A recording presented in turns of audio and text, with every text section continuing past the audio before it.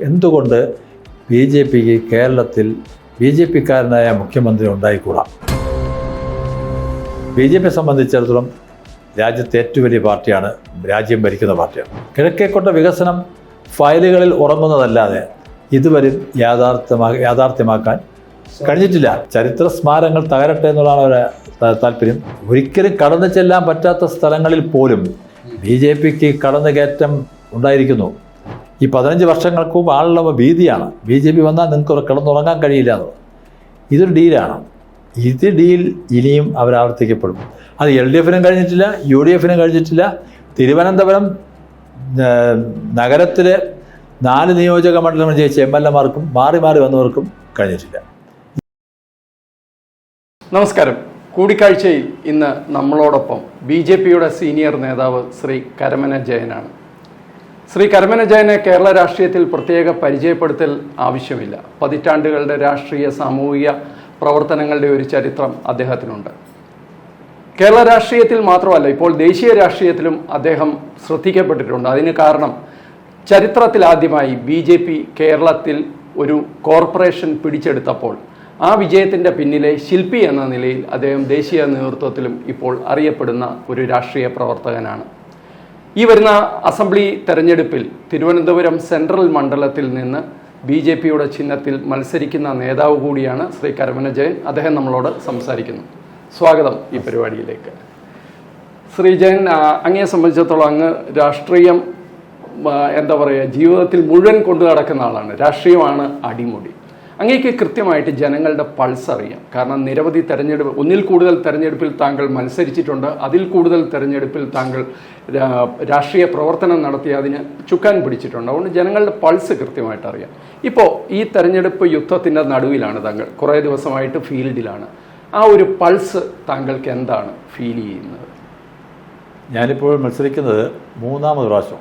2 പ്രാവശ്യം മത്സരിച്ചത് പാറശാല നിയോജക മണ്ഡലത്തിലാണ്. 2016-ലും 2021. പാറശാല നിയോജക മണ്ഡലത്തിൽ മത്സരിക്കാൻ പോകുന്ന സമയത്ത് 2011-ൽ 10,356 ഉണ്ടായിരുന്നു. അവിടെ നിന്ന് 2016-ൽ 34,000 വോട്ടിലേക്ക് വർധനവുണ്ടായി BJP. അത് കഴിഞ്ഞ് 2021-ൽ മത്സരിച്ചു. പക്ഷെ അത് വർധനവുണ്ടായില്ല, ആ വോട്ട് നിലനിർത്താൻ സാധിച്ചു. ഈ തെരഞ്ഞെടുപ്പിൽ അന്നത്തെ തെരഞ്ഞെടുപ്പ് വ്യത്യസ്തമാണ്. ജനങ്ങളുടെ പൾസ് അന്ന് കേരള രാഷ്ട്രീയത്തിൽ BJP അധികാരത്തിൽ വരുമോ എന്നുള്ള സംശയം എന്നതാണ്. അപ്പോൾ അതുകൊണ്ട് BJPക്ക് വോട്ട് കൊടുത്തിട്ട് കാര്യമില്ല. അപ്പോൾ UDF-നെതിരെയുള്ള വികാരം LDF-നും, LDF-നെതിരെയുള്ള വികാരം UDF-നും.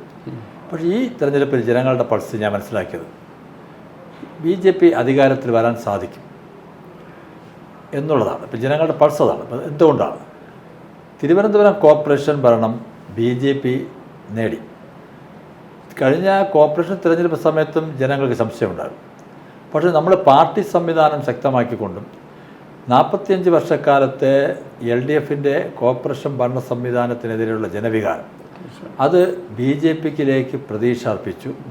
ജനങ്ങൾ BJPയെ തിരഞ്ഞെടുത്തു.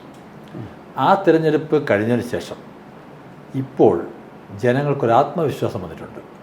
ഞാൻ മനസ്സിലാക്കിയ പൾസ് അതാണ്. കാരണം ഇപ്പോൾ വോട്ട് ചോദിച്ച് പോകുന്ന സമയത്തും ഇതിന് തൊട്ട് മുമ്പ് ഇലക്ഷൻ കഴിഞ്ഞ ശേഷം ജനങ്ങളിലേക്ക് പോകുന്ന സമയത്തും BJPയെ വളരെ പ്രതീക്ഷയോടെ കാണുന്നു. എന്തുകൊണ്ട് BJPക്ക് കേരളത്തിൽ BJPക്കാരനായ മുഖ്യമന്ത്രി ഉണ്ടായിക്കൂടാ എന്നൊരു ചർച്ചാ വിഷയമാണ്. ആ സ്ത്രീ ജനങ്ങളുടെ പോലും ആ ചർച്ച വന്നുണ്ട്. കാരണം എന്താ, തിരുവനന്തപുരം കോർപ്പറേഷൻ ഭരണം BJPക്കാരനായിട്ടുള്ള മേയർ നേടാമെങ്കിൽ BJPക്ക് കേരളം നേടാമെന്നുള്ള തോന്നൽ ജനങ്ങളിലുണ്ട്. ജനങ്ങൾ ആഗ്രഹിക്കുന്നത് BJP കേരളത്തിൽ അധികാരത്തിൽ വരണം, NDA ഭരിക്കണം എന്നുള്ളതാണ്. അതാണ് ഇപ്പോൾ ഈ കോർപ്പറേഷൻ തെരഞ്ഞെടുപ്പ് ഒരു വഴിത്തിരിവാണ് BJPയെ. തീർച്ചയായിട്ടും BJPയെ സംബന്ധിച്ചിടത്തോളം ഒരു വഴിത്തിരിവ്. അതോടൊപ്പം തന്നെ കേരളത്തിൽ ജനങ്ങളെ സംബന്ധിച്ചിടത്തോളം ഒരു വഴിത്തിരിവായി മാറിയിരിക്കുകയാണ് രാഷ്ട്രീയത്തിൽ. ഈ തെരഞ്ഞെടുപ്പിലെ ഒരു പ്രശ്നം ഞാൻ കാണുന്നത്, ഇതിൽ പ്രചരണത്തിന് കിട്ടിയ വളരെ കുറച്ച സമയമാണ്. ഇപ്പോൾ ഈ തെരഞ്ഞെടുപ്പ് കമ്മീഷൻ പ്രഖ്യാപിച്ചപ്പോൾ ആദ്യം തെരഞ്ഞെടുപ്പ് നടക്കുന്ന സംസ്ഥാനങ്ങളിലൊന്നാണ് കേരളം. അതുമാത്രമല്ല, ഈ തെരഞ്ഞെടുപ്പിൻ്റെ ഈ പ്രഖ്യാപനത്തിന് ശേഷവും സ്ഥാനാർത്ഥി പട്ടിക വന്നപ്പോൾ താങ്കളുടെ സ്ഥാനാർത്ഥിത്വം അല്പം താമസിച്ചാണ് പാർട്ടി പ്രഖ്യാപിച്ചത്.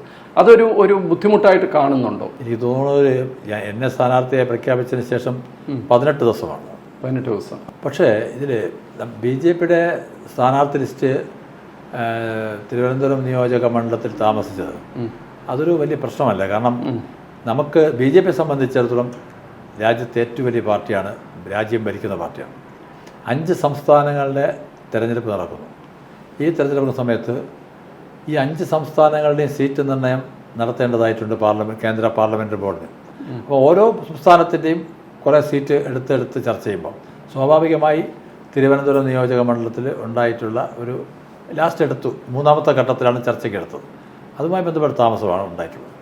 പക്ഷേ ലേറ്റായിപ്പോയി എന്നുള്ളതുകൊണ്ട് നമുക്ക് വലിയ പ്രശ്നം വരാൻ സാധ്യതയില്ല. കാരണം കോർപ്പറേഷൻ തെരഞ്ഞെടുപ്പിന് മുമ്പ് തന്നെ കഴിഞ്ഞ 2025 ഏകദേശം ഒരു ജൂലൈ മാസത്തോടു കൂടി കേന്ദ്ര ആഭ്യന്തരമന്ത്രി അമിത്ഷാജി തിരുവനന്തപുരത്ത് വന്നതിന് ശേഷം BJP തദ്ദേശ സ്വയംഭരണ സ്ഥാപനങ്ങളുടെ തെരഞ്ഞെടുപ്പിന് മാത്രമല്ല നിയമസഭാ തെരഞ്ഞെടുപ്പിനും കൂടെ സജ്ജമാക്കിക്കൊണ്ടുള്ള സംഘടനാ മിഷനറി ചലിപ്പിച്ചു തുടങ്ങി. ബൂത്ത് അടിസ്ഥാനത്തിൽ ജനങ്ങളെ പങ്കെടുപ്പിച്ചുകൊണ്ടും ഉള്ള മൻ കി ബാത്ത് അടക്കം വലിയ വിജയങ്ങളായിരുന്നു അങ്ങോട്ടുണ്ടായത്. അതോടുകൂടി ഈ തെരഞ്ഞെടുപ്പിനെ നേരിടാൻ സജ്ജമാകുന്ന തരത്തിൽ സംഘടന ശക്തിപ്പെട്ടു. കോർപ്പറേഷൻ തെരഞ്ഞെടുപ്പ് കുറച്ചുകൂടെ ഒരു ആത്മവിശ്വാസത്തോടുകൂടി ഉത്സാഹത്തോടു കൂടി പാർട്ടി പ്രവർത്തകർ ബൂത്ത് സംവിധാനങ്ങൾ നിയമസഭാ തെരഞ്ഞെടുപ്പുമായി ബന്ധപ്പെട്ടുള്ള പ്രവർത്തനങ്ങളിലേക്ക് നീങ്ങി. അപ്പം അതുകൊണ്ട് BJP നേരത്തെ തന്നെ തെരഞ്ഞെടുപ്പിന് സജ്ജമായിരുന്നു, സംഘടനാ പ്രവർത്തനം സജ്ജമാക്കിയിരുന്നു.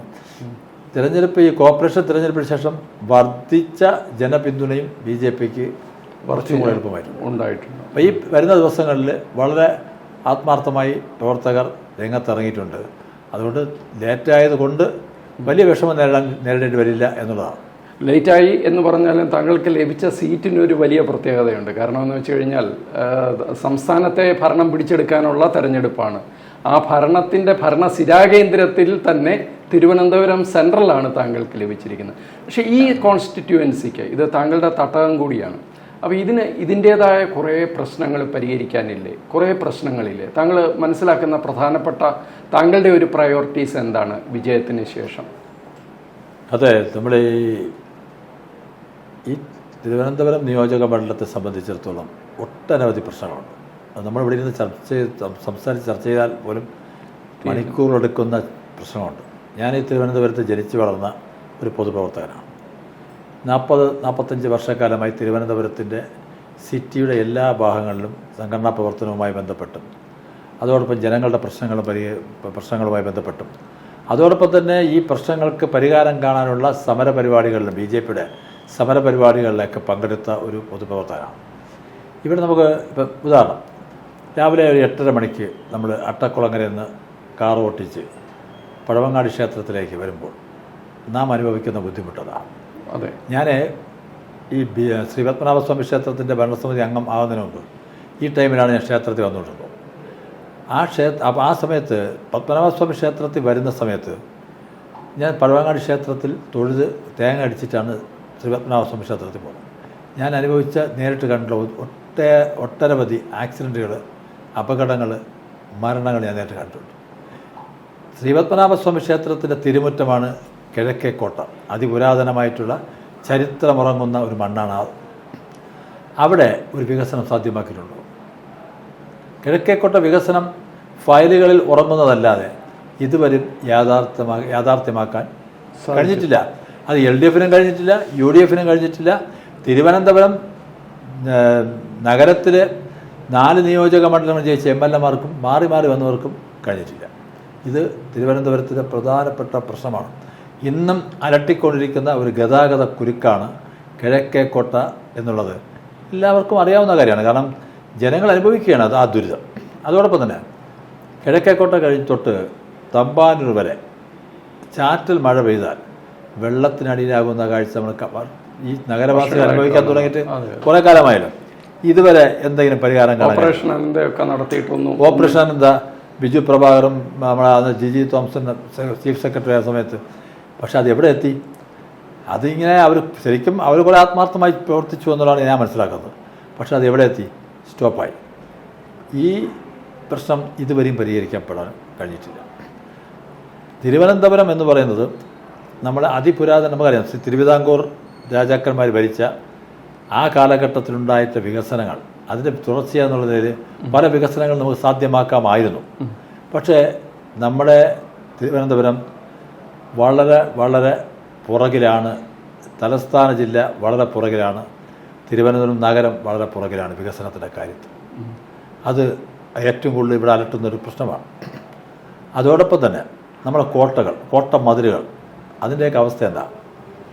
സംരക്ഷിക്കപ്പെടേണ്ടതല്ലേ? ഇതൊക്കെ സംരക്ഷിക്കപ്പെടുന്നു എന്ന് പറയുന്നതല്ലാതെ, വാചകങ്ങളിൽ ഒതുങ്ങുന്നതല്ലാതെ യഥാർത്ഥത്തിൽ അത് സംരക്ഷിക്കപ്പെടുന്നുണ്ടോ?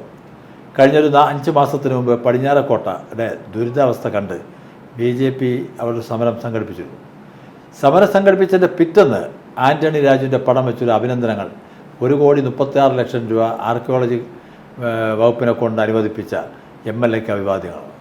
ഇന്നും അവിടെ പണി 1,36,00,000 രൂപയ്ക്ക് അവിടെ അനുവദിച്ചെങ്കിൽ എന്തുകൊണ്ട് അത് പണി പൂർത്തീകരിക്കാൻ കഴിയില്ല? അവിടെ ആ ഫ്ലക്സ് മാത്രം ബാക്കി. അതിപ്പോൾ കയറി പറഞ്ഞ് കിടക്കുകയാണ് ആ ഫ്ലക്സ്. കിഴക്കേക്കോട്ടയുടെ സ്ഥിതിയും ഇതാണ്. കിഴക്കേക്കോട്ട മതിൽ പ്രശ്നത്തിലാണ്. ചുറ്റുമുള്ള പത്മനാഭസ്വാമി ക്ഷേത്രത്തിന് ചുറ്റുമുള്ള കോട്ടകളെല്ലാം വളരെ അപകടാവസ്ഥയിലാണ്. ഇത് പൊതുവെ സർക്കാരിന്റെ ഒരു അനാസ്ഥയും താല്പര്യമില്ലായ്മ. നമ്മുടെ ചരിത്ര സ്മാരകങ്ങളോടും ക്ഷേത്രങ്ങളോടും ഒക്കെയുള്ള ഒരു അനാസ്ഥയാണ്. ചരിത്ര സ്മാരകങ്ങൾ തകരട്ടെ എന്നുള്ളതാണ് അവരെ താല്പര്യം. ഇപ്പോൾ LDFന്റെ 10 വർഷത്തെ ഭരണത്തിൽ ഞാൻ മനസ്സിലാക്കിയതാണ്. അത് തകർന്നു പോകണ പ്രശ്നമല്ല. ശ്രീപത്മനാഭസ്വാമി ക്ഷേത്രവും ഇതെല്ലാം ഏതെങ്കിലും ലെവൽ ഇതൊന്നും നിലനിൽക്കണമെന്ന് ആഗ്രഹിക്കുന്നവരല്ല ഈ 10 വർഷം ഭരിച്ച പിണറായി സർക്കാർ. അതാണ് അതിനൊരു കാരണം. അതോടൊപ്പം തന്നെ വിഷയങ്ങൾ വേറെയും പലതുണ്ട്. നമ്മൾ ഉദാഹരണത്തിന് നമ്മൾ തീരപ്രദേശം, ഇപ്പോൾ ഈ LDFും UDF ഒക്കെ ന്യൂനപക്ഷ പ്രീണനം സ്നേഹം കൂടി വന്ന ആൾക്കാരാണല്ലോ. ഇവർ ഈ തീരദേശത്തെ ജനങ്ങൾ അനുഭവിക്കുന്ന യാതനകളും ബുദ്ധിമുട്ടുകളും മനസ്സിലാക്കിയിട്ടുണ്ട്. അവിടെ ഒരു മാന്യമായിട്ട് അവിടുത്തെ വീടുകൾ സംരക്ഷിക്കാൻ, ആ നാടിനെ സംരക്ഷിക്കാനുള്ള ഒരു പുലിമുട്ട് നേരെ ചൊവ്വ സ്ഥാപിക്കാൻ കഴിഞ്ഞിട്ടുണ്ടോ? ഇപ്പോൾ 4 മാസത്തിന് മുമ്പ് കടലാക്രമണം ഉണ്ടായി. ഞാൻ ആ സ്പോട്ടിൽ ഞാനും BJPയുടെ അവിടുത്തെ പ്രവർത്തകർ വിളിച്ചു അവിടെ പോയതാണ്. അവിടെ വീടുകൾ സംരക്ഷിക്കാൻ വേണ്ടി സ്വന്തമായിട്ട് ഒരു വീട്ടിലെ അച്ഛനെയും അമ്മയും ഒരു ഡിഗ്രിക്ക് പഠിക്കുന്ന ഒരു പെൺകുട്ടിയും ചാക്കിൽ മണ്ണിൽ കയറ്റി സ്വന്തമായിട്ട് അത് പ്രതിരോധിക്കാൻ മതിൽ കെട്ടുന്ന കാഴ്ച ദയനീയമായ കാഴ്ചയാണ്. ഞങ്ങൾ BJP പ്രവർത്തകർ കുറേ സഹായിച്ചു കൊടുത്തു. ആൻ്റണി രാജു കഴിഞ്ഞ 5 വർഷം ഇവിടെ MLA ആയിരുന്നതാണ്. ആൻ്റണി രാജുവിൻ്റെ ഏറ്റവും വലിയ വോട്ട് കിട്ടി ജയിച്ചത് ആ പ്രദേശത്തെ ജനങ്ങളാണ്. ഇത് തിരുവനന്തപുരം അനുഭവിക്കുന്ന ഏറ്റവും വലിയ പ്രശ്നമാണ്. പരമ്പരാഗതമായിട്ട് തീരപ്രദേശങ്ങളിൽ BJPക്ക് വോട്ട് കുറവാണ് ഈ കഴിഞ്ഞ തെരഞ്ഞെടുപ്പുകളിലൊക്കെ. ഇപ്പം ഇപ്രാവശ്യം അതിനൊരു മാറ്റം ഉണ്ടാകുമോ? എന്തുകൊണ്ട് അതിനൊരു മാറ്റം ഉണ്ടാകും? ഇപ്പം തിരുവനന്തപുരം നിയോജക മണ്ഡലം ചിലർ പറയുന്നത് BJP എങ്ങനെ ജയിക്കും? തീരദേശമുണ്ടല്ലോ. തീരദേശം ഉള്ളിടത്തോളം കാലം BJPക്ക് ജയിക്കാം. ഞാൻ ആദ്യം ഒരു ഉദാഹരണം പറയാം. BJPക്ക് ജയിക്കാൻ കഴിയുന്ന 100% ജയിക്കാൻ കഴിയുന്ന ഒരു നിയോജക മണ്ഡലമാണ് തിരുവനന്തപുരം. 2014 തെരഞ്ഞെടുപ്പിൽ ശ്രീ O. രാജഗോപാൽജി അവിടെ ഭൂരിപക്ഷം നേടിയേ. ഈ നിയോജക മണ്ഡലത്തിൽ 1ാം സ്ഥാനത്തെത്തി. അപ്പോൾ അതെങ്ങനെ എത്തി? തീരദേശത്ത് ജനങ്ങളടക്കം ഉണ്ടായിരുന്നല്ലേ. ഇവിടെ ആ കാലഘട്ടത്തിന് വ്യത്യസ്തമാണ് ഇപ്പോൾ. 2014 നമ്മുടെ 12 വർഷം കഴിയുമ്പോൾ വ്യത്യസ്തമാണ്. അപ്പോൾ ആ സമയത്ത് BJPക്ക് തീരദേശ മേഖലയിൽ BJPക്ക് സംഘടനാ മിഷണറി ഇല്ലായിരുന്നു. ഇന്ന് 100 കണക്കിന് പാർട്ടി പ്രവർത്തകർ തീരദേശങ്ങളിൽ പ്രവർത്തിക്കുകയാണ്. അവരുടെ പ്രശ്നങ്ങളിൽ BJP ഇടപെടുന്നുണ്ട്. ഇപ്പോൾ BJPയുടെ സംസ്ഥാന അധ്യക്ഷൻ ശ്രീ രാജീവ് ചന്ദ്രശേഖർ 2024 തെരഞ്ഞെടുപ്പിന് ശേഷം പരാജയപ്പെട്ടിട്ടും അദ്ദേഹം ഈ പാർലമെൻറ്റ് മണ്ഡലത്തിൽ ഇടപെടുന്ന വിഷയങ്ങളിൽ ഏറ്റവും കൂടുതൽ ഇടപെട്ടിട്ടുള്ളത് തീരദേശത്തെ ജനങ്ങളുടെ പ്രശ്നങ്ങളാണ്. അവിടെ 100 കണക്കിന് പാർട്ടി പ്രവർത്തകരുണ്ട്. കഴിഞ്ഞ കോർപ്പറേഷൻ തിരഞ്ഞെടുപ്പിൽ അവിടുത്തെ 6 വാർഡുകളിലും BJPയുടെ സ്ഥാനാർത്ഥികളുണ്ടായിട്ടുണ്ട്. ആദ്യമാണ്. ഭീമാപ്പള്ളി അടക്കമുണ്ട് സ്ഥാനാർത്ഥികൾ. അതുമാത്രമല്ല, ആ സ്ഥാനാർത്ഥികൾ നേടിയ വോട്ടിൻ്റെ കണക്കെടുക്കണം. ആ സ്ഥാനാർത്ഥികളുടെ ഇപ്പോഴത്തെ അവസ്ഥ എന്താണ്? അവർ BJPയുടെ ഏറ്റവും നല്ല പ്രവർത്തകരായി മാറിയിരിക്കുന്നു. 4 വനിതകളാണ് തീരദേശത്തെ ആ സ്ഥാനാർത്ഥികളിൽ. 4 വനിതകൾ. വെട്ടുകാട് മത്സരിച്ച ഹിൽഡ ആയാലും ജയറാണി വിൽഫ്രഡ് ആയാലും ഇവരെല്ലാം വളരെ സജീവമായ BJPയുടെ നേതാക്കന്മാരായി മാറിക്കഴിഞ്ഞു. BJPക്ക് ഒരിക്കലും കടന്നു ചെല്ലാൻ പറ്റാത്ത സ്ഥലങ്ങളിൽ പോലും BJPക്ക് കടന്നു കയറ്റം ഉണ്ടായിരിക്കുന്നു.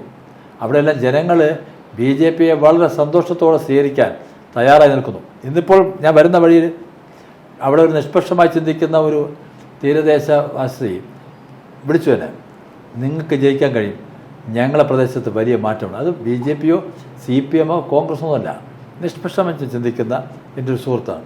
അതുകൊണ്ട് ജയൻ വളരെ സ്ട്രോങ് ആയിട്ട് നിങ്ങളുടെ പാർട്ടി പ്രവർത്തകരോട് വളർത്തുകയാണ്. നിങ്ങൾക്ക് ഇവിടുന്ന് വോട്ട് കിട്ടാൻ പോവുകയാണ്.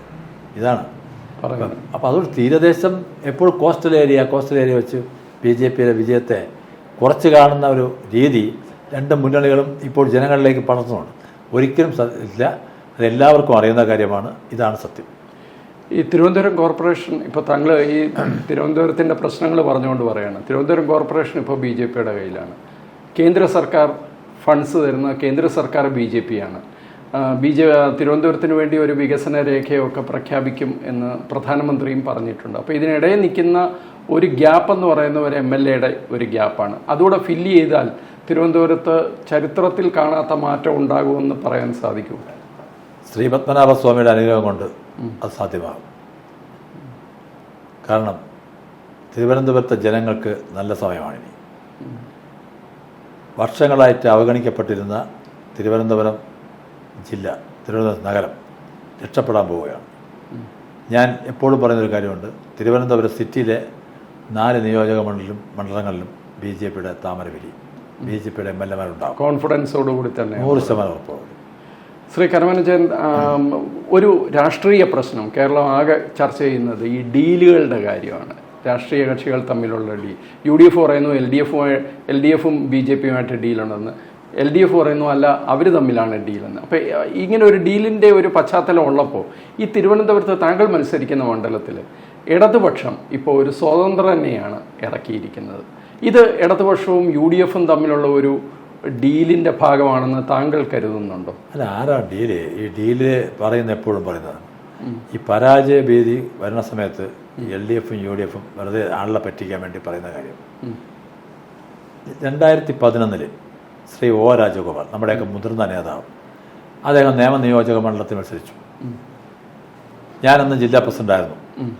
ഞാൻ നേരിട്ട് നോക്കിയാൽ തെരഞ്ഞെടുപ്പാണ്. ഞാനും സംഘത്തിൻ്റെ പ്രചാരകൻ നന്ദേട്ടൻ, ഞങ്ങൾ രണ്ടുപേരും ആ തെരഞ്ഞെടുപ്പ് നേരിട്ട് നോക്കിയത്. അന്ന് BJP രാജേട്ടൻ തോറ്റത്, ശിവൻകുട്ടിയോട് തോറ്റത് വെറും 4000 വോട്ടാണ്. ചരിത്രത്തിൽ ആദ്യമായി തിരുവനന്തപുരത്ത് 2ാം സ്ഥാനത്ത് എത്തിയ ഒരു നിയോജകമണ്ഡലം. ആ സമയത്ത് എന്ത് സംഭവിച്ചു? 101% ശ്രീ O രാജഗോപാൽ അദ്ദേഹം ജയിക്കുമായിരുന്നു. അവിടെ ഡീൽ എങ്ങനെയായിരുന്നു? ആ വിജയത്തിലേക്ക് എത്തുന്ന സമയത്താണ് ശിവൻകുട്ടിയെ ജയിപ്പിക്കാൻ കോൺഗ്രസ് ഡീൽ നടത്തിയത്. വീടുകൾ കയറി പറഞ്ഞു. ന്യൂനപക്ഷങ്ങളെയും ഭീതിജനകമായ അന്തരീക്ഷം ന്യൂനപക്ഷങ്ങളുടെ സ്ത്രീകളുടെ മനസ്സിലുണ്ടാക്കി. BJP ജയിച്ചു കഴിഞ്ഞാൽ, കാരണം അന്ന് ആ സമയത്ത് ഇപ്പോൾ 10 വർഷമായി, 15 വർഷമായി. ഈ 15 വർഷങ്ങൾക്ക് മുമ്പ് ആളുള്ള ഭീതിയാണ്. BJP വന്നാൽ നിങ്ങൾക്ക് കിടന്നുറങ്ങാൻ കഴിയില്ല എന്നുള്ളത്. ഇതൊരു ഡീലാണ്. ഇത് ഡീൽ ഇനിയും അവരാവർത്തിക്കപ്പെടും, അതിന് സംശയം വേണ്ട. ഇപ്പം കേരളത്തിലുടനീളം അതുണ്ടാകാൻ പോവുകയാണ്. അതാണ് അവർ ഡീലിനെ കുറിച്ച് അങ്ങ് എടുത്ത് ഉയർത്തുന്നത്. കേരളത്തിലുടനീളം സംഭവിക്കാൻ പോകണം. പക്ഷെ വേറൊരു കാര്യം, BJPയെ സംബന്ധിച്ചിടത്തോളം ആ കാലഘട്ടത്തിൽ ഇത്തരം ഡീലുകൾ നടത്തിയാൽ പരാജയപ്പെടുമായിരുന്നു. പക്ഷേ ഇനി അത് നടക്കില്ല. ഇവർ 2 പേര് ഒന്നിച്ച് നിന്ന് BJPയെ തോൽപ്പിക്കാൻ ശ്രമിച്ചാലും തോൽക്കാത്ത രീതിയിൽ BJP വളർന്നു കഴിഞ്ഞു. BJPയുടെ സംഘടനാ കരുത്ത് വളരെ ശക്തമായി വർദ്ധിച്ചിട്ടുണ്ട്. BJPയുടെ ജനപിന്തുണയും വർദ്ധിച്ചിട്ടുണ്ട്. അതുകൊണ്ട് ഇവരെന്ത് പറഞ്ഞാലും, ഇവരെ ഒറ്റക്കെട്ടായി നിന്നാലും, ഇനി ഒന്നിച്ച് ഒരു ചിഹ്നത്തിൽ മത്സരിച്ചാൽ പോലും BJPയെ തോൽപ്പിക്കാൻ കഴിയില്ല. ആ തരത്തിലേക്ക് BJP കേരളത്തിൽ വളർന്നു കഴിഞ്ഞു. ഞാൻ തിരുവനന്തപുരത്ത് പ്രത്യേകിച്ച് ഞാൻ അടുത്ത് പറയുകയാണ്, വളർന്നു കഴിഞ്ഞു. ഈ താങ്കൾ ശ്രീ പത്മനാഭസ്വാമി ക്ഷേത്രത്തിൻ്റെ ഭരണസമിതി അംഗം കൂടിയാണ്. അവിടെ കാര്യമായ പ്രവർത്തനങ്ങൾ എന്തൊക്കെയാണ് കാഴ്ചവെക്കാൻ സാധിച്ചിട്ടുള്ളത്? ഇപ്പോഴും അവിടെ എത്തുന്ന ഭക്തരെ സംബന്ധിച്ചിടത്തോളം വലിയ പ്രശ്നങ്ങൾ, ഇപ്പോഴും അസൗകര്യങ്ങളുണ്ട്, പാർക്കിംഗ് ഉൾപ്പെടെയുള്ള വിഷയങ്ങളുണ്ട്, വൃത്തിഹീനമായ നടപ്പാതകളും പാർക്കിംഗ് ഏരിയയും ഉണ്ട്. ഇത്തരം വിഷയങ്ങളിലൊക്കെ ഇടപെടാൻ ഭരണസമിതിക്ക് സാധിക്കുമോ? എന്തൊക്കെ ചെയ്യാൻ സാധിച്ചിട്ടുണ്ട്? അല്ലത് ശ്രീ പത്മനാഭസ്വാമി ക്ഷേത്രത്തിൻ്റെ ഭരണസമിതി അംഗം എന്ന നിലയിൽ ഞങ്ങൾ ഈ ടൈമിലെ ഭരണസമിതി ഒട്ടനവധി കാര്യങ്ങൾ ചെയ്യാൻ ശ്രമിച്ചിട്ടുണ്ട്, ചെയ്ത് കഴിഞ്ഞിട്ടുണ്ട്, പൂർത്തീകരിച്ചിട്ടുണ്ട്. ഭഗവാന്റെ ക്ഷേത്രത്തിനകത്തുള്ള ഇപ്പം താഴികക്കുടത്തിൻ്റെ പ്രശ്നമായാലും വിശ്വസേന പ്രതിഷ്ഠയുടെ കാര്യമായാലും അതോടൊപ്പം തന്നെ ഇപ്പോൾ മൂലബിംബത്തിൻ്റെ കാര്യത്തിലായാലും ആ കേടുപാടുകൾ വരുന്ന ഒരു പണി തുടങ്ങാൻ പോകുന്നു. പിന്നെ ഈ നേരത്തെ താങ്കൾ സൂചിപ്പിച്ച ഈ വൃത്തിഹീനമായിട്ടുള്ള നടപ്പാതകൾ ഇന്നിപ്പോൾ അവിടെ പോകുന്ന സമയത്ത് അതെല്ലാം വ്യത്യസ്തമായിട്ടുണ്ട്, മാറ്റം വന്നിട്ടുണ്ട്. ഇത് താഴികക്കുളം എത്ര വർഷം, 8 വർഷം കൊണ്ട് മഹാക്ഷേത്രത്തിൻ്റെ താഴികക്കുളം ഇളക്കി വെച്ചിരുന്നു. പക്ഷേ ആ താഴികക്കുളം കഴിഞ്ഞ ജൂൺ മാസം 12-ാം തീയതി തന്ത്രികളുടെ നേതൃത്വത്തിൽ അത് പുനഃപ്രതിഷ്ഠ നടത്തി. ചരിത്രത്തിൽ വലിയ മഹാസഭയോട് കുംഭമേള കുംഭാഭിഷേകം നടത്തിയാണ് അത് ചെയ്തത്. അത് വലിയൊരു മഹോത്സവമായി മാറ്റി. അതോടൊപ്പം തന്നെ നമ്മുടെ ഈ ഇപ്പം മൂലബിംബം അത് 292 വർഷത്തിന് ശേഷമാണ് ഇപ്പോൾ ചെയ്യാൻ പോകുന്നത്. പക്ഷെ നമ്മളെ ഒരു തടസ്സമില്ലാതെ അത് കൃത്യമായും ശില്പികൾ അടക്കം എഗ്രിമെൻ്റ് കഴിഞ്ഞ മാസം 19-ാം തീയതി നടത്താൻ സാധിച്ചു. അതിൻ്റെ മറ്റ് പദാർത്ഥങ്ങൾ നിർമ്മിക്കാനുള്ള പദാർത്ഥങ്ങളുമായി സാമ്പിൾ കൊണ്ട് വന്നു. അശ്വതീതാർ തമ്പുരാട്ടിയും ഞാനടക്കമുള്ള ഭരണസമിതികൾ ഏറ്റുവാങ്ങി അതുകൊണ്ട് ക്ഷേത്രത്തിൽ അർപ്പിച്ചു. അത് മാത്രമല്ല, അടിസ്ഥാന സൗകര്യങ്ങൾ പലതും ഇല്ലാതിരുന്നിടത്ത് പലതും മാറ്റങ്ങൾ വന്നു തുടങ്ങി. ഇപ്പോൾ കോർപ്പറേഷനിൽ തന്നെ വളരെ ശ്രദ്ധയോടുകൂടിയാണ് ശ്രീപത്മനാഭസ്വാമി ക്ഷേത്രത്തെ കാണുന്നത്. ശ്രീപത്മനാഭസ്വാമി ക്ഷേത്രത്തിൻ്റെ സർവതോമുഖമായിട്ടുള്ള വ്യവസ്ഥ കോർപ്പറേഷൻ ചെയ്യേണ്ട കാര്യങ്ങൾ ചെയ്യാനായിട്ട് BJPയുടെ ഭരണസമിതിക്ക് സാധിച്ചിട്ടുണ്ട്. ഇപ്പോൾ നിറപുത്തിരിക്ക് കൊണ്ടുവരുന്ന കതിര്, പുത്തിരിക്കണ്ടം എന്ന് പറയുന്നത് ശ്രീപത്മനാഭസ്വാമി ക്ഷേത്രത്തിൽ സ്വാമി പത്മനാഭസ്വാമിക്ക് നിറപുത്തിരിക്ക് വേണ്ടി കതിര് വിളയിക്കാനുള്ള കണ്ടമാണ് പുത്തിരിക്കണ്ടം. അവിടെ ഇവരെന്താനെ പുത്തിരിക്കണ്ടം മൈതാനാക്കി അത് മാറ്റം വരുത്തി. ഇപ്പോൾ തിരുവനന്തപുരം കോർപ്പറേഷൻ ശ്രീ VV രാജേഷ് മേയറായതിനു ശേഷം ഇപ്പോൾ ആദ്യത്തെ ബഡ്ജറ്റിൽ തന്നെ പറഞ്ഞ കാര്യം പുത്തിരിക്കണ്ടം മൈതാനത്ത് പത്മനാഭസ്വാമി ക്ഷേത്രത്തിനുള്ള കതിര് കൊണ്ടുവരാനുള്ള വയലാക്കാൻ പോവുകയാണ്. കുറേ ഭാഗം പ്രധാനപ്പെട്ട നീക്കമാണ്, വലിയ നീക്കമാണ് അത്. അതാണ് ഞാൻ പറഞ്ഞത്, ഇത് BJP മാത്രമല്ല, ഇത് തിരുവനന്തപുരം ജനങ്ങളുടെ വലിയ ഒരു നല്ല സമയം വരുന്നു എന്ന് പറയണം. അപ്പോൾ ഇനി അത് മാത്രമല്ല, ഈ കതിര് കൊണ്ട് സമർപ്പിക്കേണ്ടത് എങ്ങനെ? ഇത് പുത്തിരിക്കണ്ടം മൈതാനത്ത് വിളയിച്ച കതിര് ആ വയലിൽ കതിര് തലയിൽ ചുമന്ന് വാദ്യഘോഷങ്ങളോടുകൂടി ആചാരാനുഷ്ഠാനങ്ങളോടുകൂടി കിഴക്കേ നടയിൽ അതിൻ്റെ അധികാരികൾ, ക്ഷേത്രാധികാരികൾക്ക് ഒരു ഭരണാധികാരി സമർപ്പിക്കുകയാണ് ചരിത്രം. അത് നിന്നുപോയില്ലേ, അന്യമായി പോയില്ലേ? കഴിഞ്ഞ 2 വർഷം ഞാൻ ഏറ്റുവാങ്ങിയ ക്ഷേത്ര ഭാരവാഹിയാണ്. അവിടെ കഴിഞ്ഞ മേയർ എന്താ ചെയ്തത്? അവിടെ ടേബിളിൽ നേരത്തെ കൊണ്ടുവച്ചു. തമിഴ്നാട്ടിൽ നിന്ന് ഇവിടെ കൊണ്ടുവന്ന കതിര് അവിടെ കൊണ്ടുവയ്ക്കുന്നു. അത് തരുന്നത് പോലും, അവിടെ നിന്ന് എടുത്ത് തരുന്നത് പോലും വളരെ പരിഹാസത്തോടും പുച്ഛത്തോടും കൂടി ചിരിച്ച്, ഇതൊക്കെ ഒരു ഫോട്ടോ ഓപ്പർച്യൂണിറ്റി പോലെ മാറ്റി. പക്ഷേ ഇത് മാറ്റം വരാൻ പോവുകയാണ്. ഈ നിറപുത്തിരിക്കും ഞാൻ അന്ന് പ്രാർത്ഥിച്ചതാണ്, എൻ്റെ ഭഗവാനെ ഇതെല്ലാം നിർത്തി കിട്ടണേ, ഈ പരിഹാസമെങ്കിലും ഭഗവാന്റെ ഈ നിറപുത്തിരിക്കുള്ള കതിര് 2026 അത് ഒരു BJP പ്രവർത്തകനായിട്ടുള്ള ഒരു മേയർ വന്ന് തരേണ്ട ഒരു സാഹചര്യം ഉണ്ടാകണമേ, അത് ഏറ്റുവാങ്ങാനുള്ള ഭാഗ്യം ഉണ്ടാകണമെന്ന് പ്രാർത്ഥിച്ചു. അത് താങ്കൾക്ക് സാധിക്കുകയാണ്. ഈ പുത്തരിക്ക് ജൂലൈ മാസം നടക്കാൻ പോകുന്നത് വാദ്യഘോഷങ്ങളോടുകൂടി തന്നെ മേയർ VV രാജേഷ് തലയിൽ ചുമന്ന് തന്നെ കൊണ്ടുവരും. ഞാൻ ഭരണസമിതി അംഗം എന്ന നിലയിൽ ഞാനും മറ്റ് ഭരണസമിതി അംഗങ്ങളും അത് ഏറ്റുവാങ്ങും. തീർച്ചയായിട്ടും. വേറൊരു പ്രശ്നം ഞാൻ തുടക്കത്തിൽ സൂചിപ്പിച്ച ഈ പാർക്കിങ്ങിൻ്റെ ഇഷ്യൂ ആണ്. പാർക്കിംഗ് അത് സംബന്ധിച്ച് എന്തെങ്കിലും പാർക്കിങ്ങിന് ഞാൻ വിഷയത്തിൽ പാർക്കിംഗ് നമുക്ക് ഇപ്പം ഞങ്ങളിപ്പം അടുത്ത കാലത്ത് 1 വർഷത്തിന് മുമ്പ് ഇതിനെക്കുറിച്ച് ആലോചിച്ചു. വടക്കേ നടയിൽ ആണ് പോസ്റ്റ് ഓഫീസ്. അവിടെ ഏകദേശം 200ഓളം വാഹനങ്ങൾ പാർക്ക് ചെയ്യാനുള്ള സ്ഥലമുണ്ട്. അത് കേന്ദ്രമന്ത്രി സുരേഷ് ഗോപി അദ്ദേഹം ദർശനം നടത്താൻ വന്ന സമയത്ത് ഞങ്ങളത് സൂചിപ്പിച്ചു. അദ്ദേഹം കൂടെ വന്നു. അദ്ദേഹം വന്ന് സ്ഥലം കണ്ട് പോസ്റ്റ് ഓഫീസർ പ്രവർത്തിക്കാം. പോസ്റ്റ് ഓഫീസിൻ്റെ 6 മെയിൽ വണ്ടികളാണ് അവിടെ പാർക്ക് ചെയ്യുന്നത്. അതിന് ഞങ്ങളൊരു സൊല്യൂഷൻ വെച്ചു. അവർക്ക് ആ വണ്ടി 25 സെൻറ്റ് സ്ഥലം വലിയശാലയിൽ റോഡ് സൈഡിൽ കിള്ളിപ്പാല സ്കൂളിൻ്റെ അടുത്ത് പത്മനാഭസ്വാമി ക്ഷേത്രത്തിൻ്റെ വകയായിട്ടുണ്ട്. അവർക്ക് ആ വണ്ടി അവിടെ പാർക്ക് ചെയ്യാനും ഈ സ്ഥലം നമുക്ക് പോസ്റ്റ് ഓഫീസ് നിലനിൽക്കാൻ തന്നെ നിലനിർത്താനും ഇവിടെ ഞങ്ങൾക്ക് പാർക്ക് ചെയ്യാനുള്ള സൗകര്യങ്ങൾ ചെയ്യണമെന്ന് കേന്ദ്ര എത്ര വണ്ടികൾ പാർക്ക് ചെയ്യാം? 200 വണ്ടികൾ പാർക്ക് ചെയ്യാം. ഓ, ഒരു അപ്പോൾ ആ സജഷൻ വച്ചിട്ടുണ്ട്. ഞങ്ങൾ ഭരണസമിതി അത് കേന്ദ്രമന്ത്രിക്ക് സുരേഷ് ഗോപി അദ്ദേഹം പറഞ്ഞു തന്നെ ഞങ്ങൾ അയച്ചിട്ടുണ്ട്.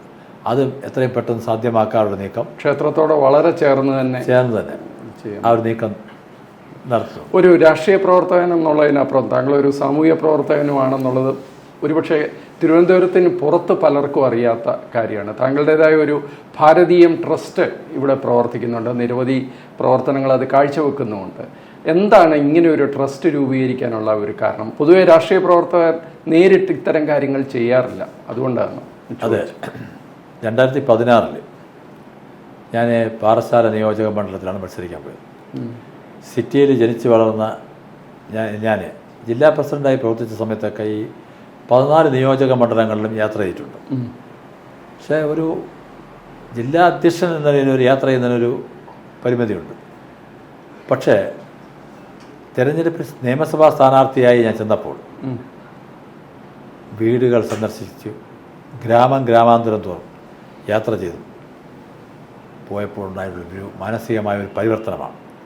കാരണം ഒരു നേരെ വസ്ത്രം പോലും ധരിക്കാൻ കഴിയാത്ത ഒട്ടനവധി കുടുംബങ്ങൾ, സ്ത്രീകൾ ഒക്കെ ഞാൻ കാണാൻ, കാരണം നിവൃത്തിയില്ല, ദാരിദ്ര്യം അനുഭവിക്കുന്നു, മാരക രോഗങ്ങൾ വന്ന് ഒരു നേരത്തെ ഭക്ഷണം ഒരു നേരത്തെ മരുന്ന് വാങ്ങാൻ നിവൃത്തിയില്ലാത്ത ഒട്ടനവധി രോഗികളെ അടങ്ങുന്ന കുടുംബങ്ങൾ എനിക്ക് കാണാൻ കഴിഞ്ഞു. പക്ഷെ കേരളം അങ്ങനൊന്നും അല്ല എന്നാണ് മുഖ്യമന്ത്രി അവകാശപ്പെടുന്നത്. അത് മുഖ്യമന്ത്രി ഗ്രാമങ്ങൾ സന്ദർശിച്ചിട്ടില്ല.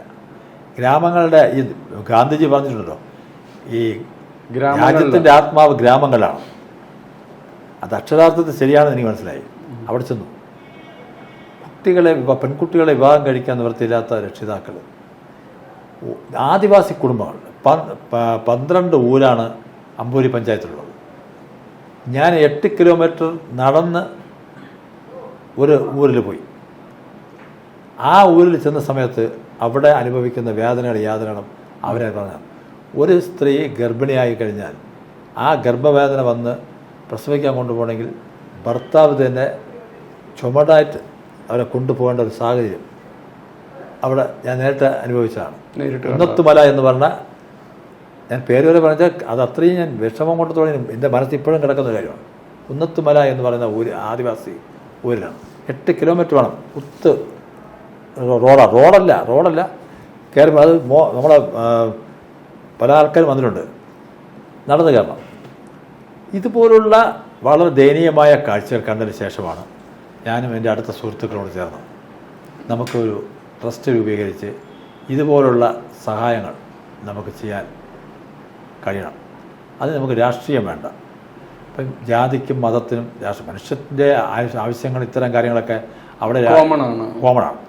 നമുക്ക് ആ ഒരു അവശത അനുഭവിക്കുന്ന ജനവിഭാഗങ്ങൾക്കൊരു ആശ്വാസത്തിൻ്റെ കൈകളുമായിട്ട് ഒരു ട്രസ്റ്റ് പ്രവർത്തിക്കാമെന്ന് അങ്ങനെയാണ് ഒരു ട്രസ്റ്റിന് രൂപം നൽകിയത്. അതിൻ്റെ ചെയർമാനായി ഞാൻ ഇപ്പോഴും പ്രവർത്തിക്കുകയാണ്.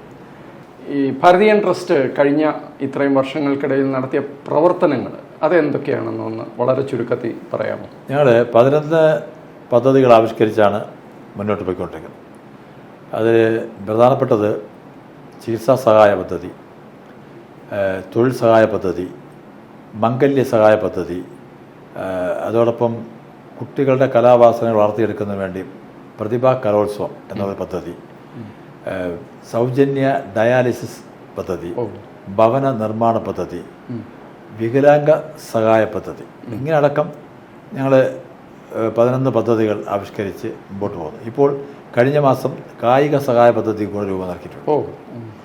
അപ്പോൾ ഇതെല്ലാം ഓരോ രംഗങ്ങളിലും ഈ ബുദ്ധിമുട്ട് അനുഭവിക്കുന്നവർക്ക് സഹായം എത്തിക്കുക എന്നാണ്. ഇപ്പം ഞങ്ങൾ വീടുകൾ വെച്ച് കൊടുത്തിട്ടുണ്ട് തിരുവനന്തപുരത്ത്. അതോടൊപ്പം ഞങ്ങൾ വിവാഹങ്ങൾ നടത്തി കൊടുത്തിട്ടുണ്ട്. അതാണ് മംഗല്യ സഹായം എന്നുള്ളത്. പിന്നെ നമ്മളിന്ന് ഏറ്റവും കൂടുതൽ നേരിടുന്ന ഏറ്റവും ഒരു വെല്ലുവിളി വൃക്കരോഗമാണ്. വൃക്കരോഗം വന്ന ഒരു കുടുംബം, സാമ്പത്തിക അടിത്തറയുള്ള കുടുംബത്തിൽ പോലും വൃക്കരോഗം വന്ന ഒരു രോഗിയുണ്ടെങ്കിൽ, ഒരു കുടുംബത്തിലുണ്ടെങ്കിൽ, ആ സാമ്പത്തിക അടിത്തറ തകരുന്ന സാഹചര്യമാണ് നമ്മൾ ഇന്ന് കാണുന്നത്. ഇന്ന് സമൂഹത്തിൽ ഏറ്റവും കൂടുതൽ വെല്ലുവിളിയാണത് വൃക്കരോഗം. ഡയാലിസിസ് ചെയ്ത് സാമ്പത്തിക മാനസികമായി തകർന്നു പോകുന്ന ഒട്ടനവധി കുടുംബങ്ങൾ ഇന്ന് നമ്മുടെ സമൂഹത്തിലുണ്ട്. നാളെ നമുക്കെല്ലാം ആർക്ക് എന്ത് സംഭവിക്കും എന്നൊന്നും പറയാൻ കഴിയില്ല. ഇത് മനസ്സിലാക്കിക്കൊണ്ടാണ് ഭാരതീയ ട്രസ്റ്റ് സൗജന്യ ഡയാലിസിസ് പദ്ധതിക്ക് രൂപം കൊടുത്തത്. ഞങ്ങൾ ശരിക്കും പറഞ്ഞാൽ 11ാം ഘട്ടത്തിലേക്കാണ്. ശ്രീ ഒ രാജഗോപാൽ അദ്ദേഹം ജോർജ് ഓണക്കൂർ സാറും കൂടെ ചേർന്ന് തുടങ്ങിയ ഉദ്ഘാടനം ചെയ്തതാണ്.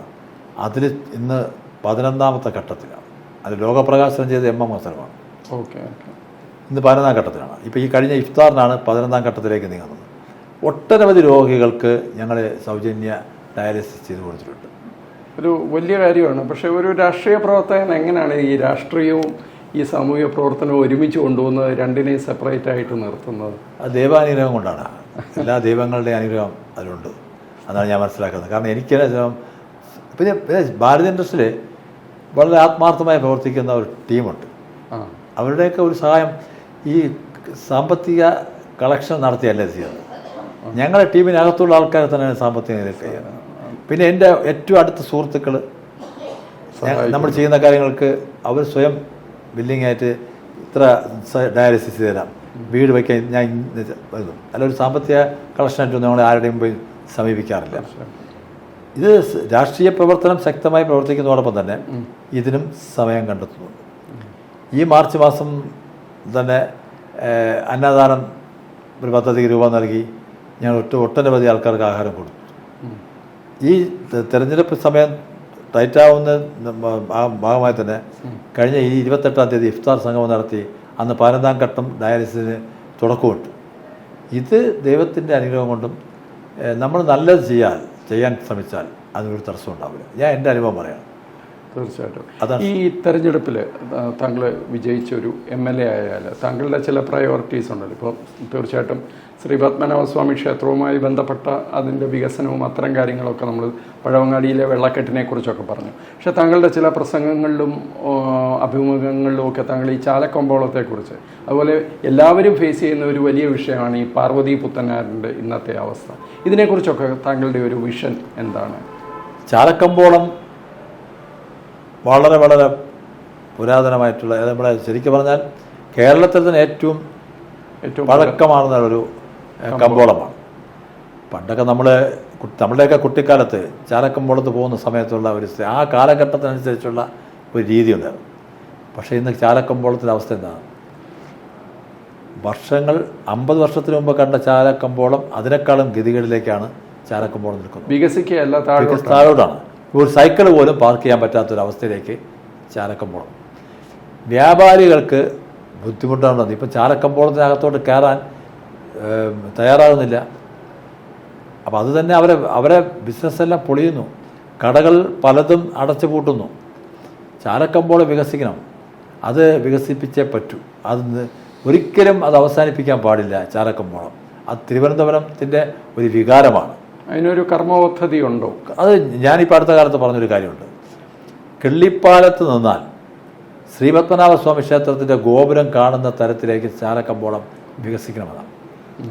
അങ്ങനെ വികസിക്കുമ്പോൾ പാർക്കിംഗ് സൗകര്യമടക്കം വ്യാപാരി സുഹൃത്തുക്കളുടെ ബിസിനസ് അവർക്ക് അടിസ്ഥാന സൗകര്യം കൊടുത്ത് അവർക്ക് ബിസിനസ് ചെയ്യാനുള്ള സംവിധാനം, ജനങ്ങൾക്ക് ആ കമ്പോളത്തിൽ വന്ന് സാധനം വാങ്ങിക്കൊണ്ടു പോകാനും അവർക്ക് അവിടെ മറ്റു കാര്യങ്ങൾ ചെയ്യാനുമുള്ള ഒരവസരം, ഇതൊക്കെ ചാലക്കമ്പോളത്ത് വരുത്താൻ സാധ്യമാകുന്ന കാര്യമാണ് പറഞ്ഞത്.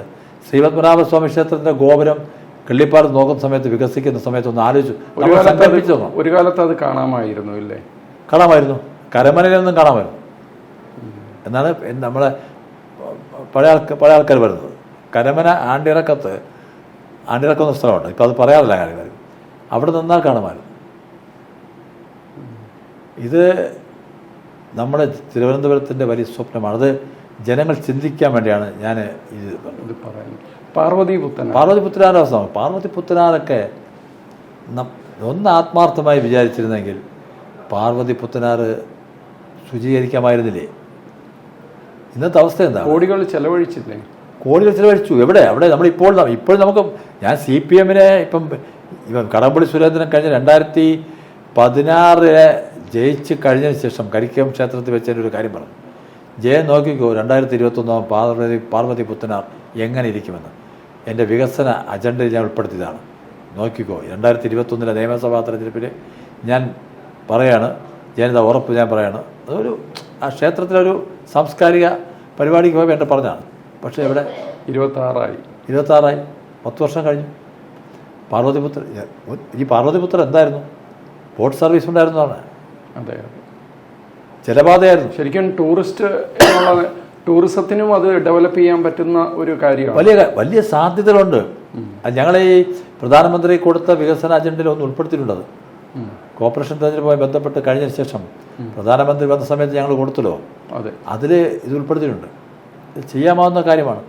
ഇതിനൊന്നും ഒരു ആത്മാർത്ഥതയില്ലാതെ തിരുവനന്തപുരത്തുകാരെ പറ്റിച്ച് ഇവിടുത്തെ തിരുവനന്തപുരത്തുകാരെ വെട്ടിയാക്കി പോകുന്ന ഒരു സമീപനമാണ് ഇവിടെ UDFും LDFും ഉണ്ടായിട്ടുണ്ട്.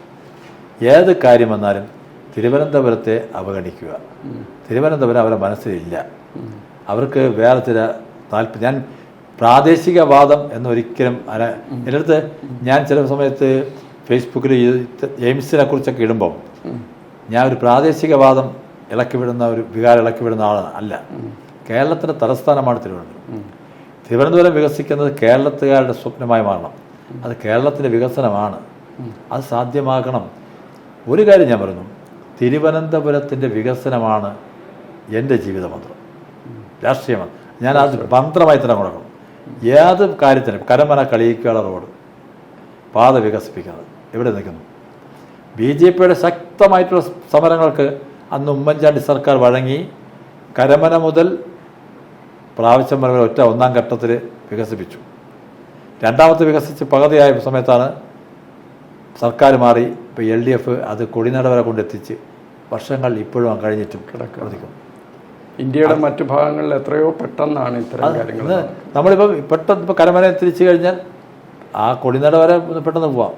അത് കഴിഞ്ഞാൽ വീണ്ടും കുരുക്കാണ്. പാറശാല കളിയിക്കാവൾ എത്തണമെങ്കിൽ എത്ര മണിക്കൂർ? ഇത് ജനങ്ങൾ അനുഭവിക്കാത്തതുകൊണ്ട് ഇത്ര കാലം.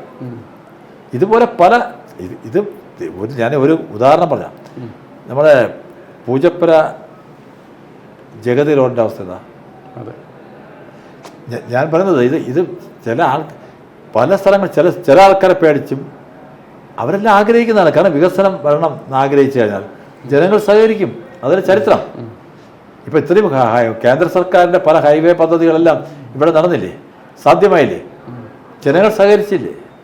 എവിടെയെങ്കിലും ജനങ്ങൾ പ്രശ്നം ഉണ്ടായിട്ടുണ്ടോ? മാലിന്യ പ്രശ്നം, ഈ മാലിന്യ പ്രശ്നം ഇന്നും ഞാൻ ചിലപ്പോൾ അത് ഇടയ്ക്ക് പറയാമെന്നതാണ്.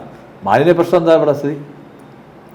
ഇപ്പോഴാ പുതിയ കോർപ്പറേഷൻ ഭരണ സംവിധാനം അതിനുവേണ്ടിയുള്ള വളരെ കാര്യങ്ങൾ പരിഹരിക്കാനുള്ള നീക്കങ്ങൾ നടത്തിക്കൊണ്ടിരിക്കുക.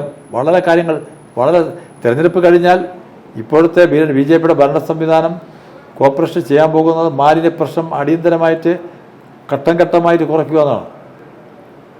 സംസ്ഥാന സർക്കാരോ ഇവിടെ ഈ CPMനോ കഴിഞ്ഞ കാലങ്ങൾ ഭരിച്ച UDFനോ ഇത് എന്തെങ്കിലും താല്പര്യം ഉണ്ടായിട്ടുണ്ടോ? ഒന്നുമില്ല. അതാണ് ഞാൻ ആദ്യം പറഞ്ഞത്. തിരുവനന്തപുരത്തിൻ്റെ ഏറ്റവും വലിയ വിഷയം എന്ന് പറഞ്ഞാൽ 8 മണി മുതൽ 9:30-10 മണി വരെ അട്ടക്കുളങ്ങര എന്ന് യാത്ര ചെയ്യുന്ന സമയത്ത് കിഴക്കേക്കോട്ട ജംഗ്ഷനിൽ കിഴക്കേക്കോട്ടയിലടുത്ത് വരുന്ന സമയത്ത് അത് കഴിഞ്ഞ് പഴവങ്ങാടി കടന്നു പോകാൻ എടുക്കുന്ന സമയം മാത്രമല്ല, അതിലുണ്ടാകാൻ പോകുന്ന വലിയ അപകടങ്ങൾ ഇന്നും നേരിട്ടുകൊണ്ടിരിക്കുന്നു. തീർച്ചയായിട്ടും അത് തിരുവനന്തപുരത്തിൻ്റെ ഏറ്റവും വലിയ ഒരു കേന്ദ്ര ബിന്ദു എന്ന് പറയുന്നത് ഇവിടെയാണല്ലോ. അതെ. അതുകൊണ്ട് തന്നെ ഞാൻ തുടക്കത്തിൽ തിരുവനന്തപുരത്തിൻ്റെ ഒരു പ്രത്യേകത, താങ്കൾ ഇതുവരെ മത്സരിച്ചത് പാറശാലയിലാണ്. ഇതിപ്പോൾ താങ്കളുടെ സ്വന്തം തട്ടകത്തിൽ താങ്കൾ ജനിച്ച് പഠിച്ചു വളർന്ന അതേ തട്ടകത്തിലാണ്. ശ്രീ പത്മനാഭസ്വാമി കുടികൊള്ളുന്ന മണ്ഡലം കൂടിയാണ്. അതിൻ്റെ ഒരു വികാരപരമായ അടുപ്പമുണ്ട്. അതെ, ശ്രീ പത്മനാഭസ്വാമി ക്ഷേത്രം സ്ഥിതി ചെയ്യുന്നു. താങ്കൾ നേരത്തെ സൂചിപ്പിച്ചതുപോലെ സെക്രട്ടേറിയറ്റ് ഭരണസിരാകേന്ദ്രം സ്ഥിതി ചെയ്യുന്നു. വെട്ടുകാട് ചർച്ച് സ്ഥിതി ചെയ്യുന്നു. ഭീമാപ്പള്ളി സ്ഥിതി ചെയ്യുന്നു. സർക്കാർ ഓഫീസുകൾ ഏറെ ഉള്ളത് ഈ മണ്ഡലത്തിലാണ്. ചാലക്കമ്പോളം അടക്കം വളരെ വ്യാപാര മേഖലകൾ എല്ലാം അടക്കം.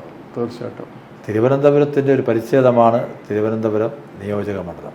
തീർച്ചയായിട്ടും ആ മണ്ഡലത്തിൽ വിജയിക്കാൻ താങ്കൾക്ക് സാധിക്കട്ടെ എന്ന് ആശംസിക്കുന്നു. എല്ലാവരും താങ്കളുടെ പ്രാർത്ഥന ഫലിക്കും, ജയിക്കും. HIV അണുബാധ സന്തോഷപൂർണമായ ഒരു ജീവിതത്തിന് തടസ്സമല്ല. HIV അണുബാധയ്ക്ക് ഫലപ്രദമായ ചികിത്സ ഇന്ന് ലഭ്യമാണ്. ഇതിന് യഥാസമയം അണുബാധ കണ്ടെത്തുന്നതും കാലേക്കൂട്ടി ചികിത്സ നടത്തേണ്ടതും അത്യാവശ്യമാണ്.